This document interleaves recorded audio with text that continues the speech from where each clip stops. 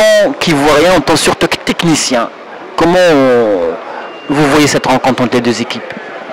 Et merci de m'avoir donné cette opportunité de répondre aux questions de votre journal qui est connu internationalement sur tous les plans, sportifs, politiques, économiques et tout, le matin quand même. Donc, vous avez parlé du match qui va se dérouler à Abidjan, à la dernière journée de la qualification de la Coupe du Monde. Et rien n'est gagné, rien n'est perdu pour les deux pays. Mais comme je le dis, pas parce que je suis au Maroc, mais j'ai dit le Maroc a plus à gagner que la Côte d'Ivoire aujourd'hui, parce qu'il y a une ossature de joueurs qui sont là, qu'il faut seulement exploiter dans de très bonnes conditions.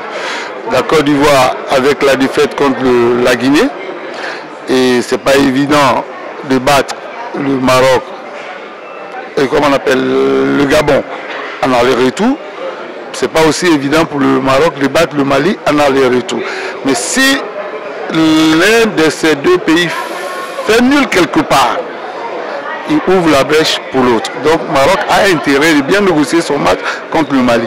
Une fois qu'ils perdent ou ils font un nul quelque part, que la Côte d'Ivoire gagne les deux matchs, le cas serait grand. Ça serait des 4 points et ça serait très difficile à rattraper. Mais j'ai dit que c'est un match de football, c'est pas de la sorcellerie, c'est pas de la magie. Et ce n'est pas de la mathématique aussi pure, mais seulement il faut regarder les forces en face. Les forces en face, aujourd'hui, le Maroc a plus d'organisations sur le plan fédéral et tout. Mais je pense que le Maroc doit faire très attention à cette équipe de Côte d'Ivoire qui peut jouer par à coup, qui peut jouer sur les individualités pour changer un certain nombre de choses. Et puis, quand il y a les grands matchs, les décisions, les grands joueurs, des fois, transcendent.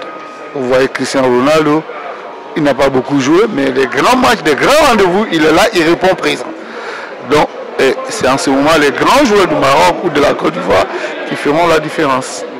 Ce genre de rencontre cruciale, parce que je crois que la qualification se jouera apparemment dans ce match, dernier match d'ailleurs de la poule. Sur un match comme ça, il peut se jouer sur quoi? Qu'est-ce qui pourrait faire basculer la balance d'un côté comme d'un autre? Oui, il peut avoir la pression qui peut déconcentrer les joueurs. Si la pression vient de l'entraîneur ou du bureau fédéral, il faut à tout prix gagner ce match-là, deux fois, vous passez à côté. Ce serait très difficile pour les deux. Et ça va se jouer sur un détail.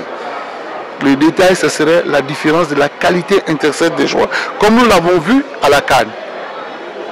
Et avec un joueur, avec un geste technique, ou au-delà même de la moyenne, pour marquer le but qui élimine la Côte d'Ivoire. Et ce sont ces genres de choses qui peuvent changer. Et il y aura la chaleur, la température.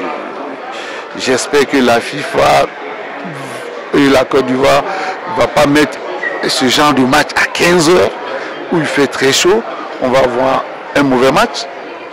Et l'arbitrage, il ne faut pas se le cacher.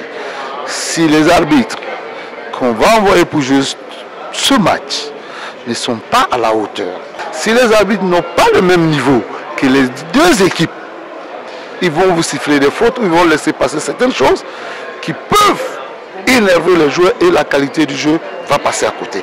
Mais l'organisation autour de l'équipe nationale, l'organisation qui va se mettre en place et les renseignements, je ne parle pas des renseignements politiques, les renseignements, les informations que les journalistes vont mettre à la disposition, que les gens vont exploiter, peut faire changer la rencontre. Mais si on néglige un aspect et qu'on pense qu'on peut aller de l'avant, on risque de passer à côté. Mais je pense que ça serait un match vraiment déterminant et le vainqueur arrivé à la Coupe du Monde peut surprendre. Vous pensez que cette baisse de régime va se poursuivre ou là ils vont se ressaisir vite fait avant d'affronter le Maroc? Actuellement, le doute s'est installé dans la tête des joueurs et dans la tête des supporters et certains dirigeants. Quand on va jouer la finale à Abidjan pour se qualifier, c'est la Côte d'Ivoire qui aura plus de pression. Parce que les supporters vont venir. Nous avons vécu ça pour la Coupe du Monde 2006, contre le Cameroun. le match à domicile contre le Cameroun, la pression était telle que la Côte d'Ivoire est passée à côté. 3-2. Le Maroc a gagné à domicile. Et comment le Cameroun a gagné à domicile. Mais il a fallu que le Cameroun ait la même pression contre l'Égypte pour faire un nul, pour permettre à la Côte d'Ivoire de se qualifier. Donc la pression serait plus sur la Côte d'Ivoire que sur le Maroc. Monsieur Boubacar, vous êtes, comme je viens de dire tout à l'heure, un ancien directeur technique de TP Mazembe. Vous avez entraîné des grands clubs comme Ashanti Kotoko, comme Vita Club, etc. Est-ce qu'entraîner au Maroc, ça ne vous tente pas?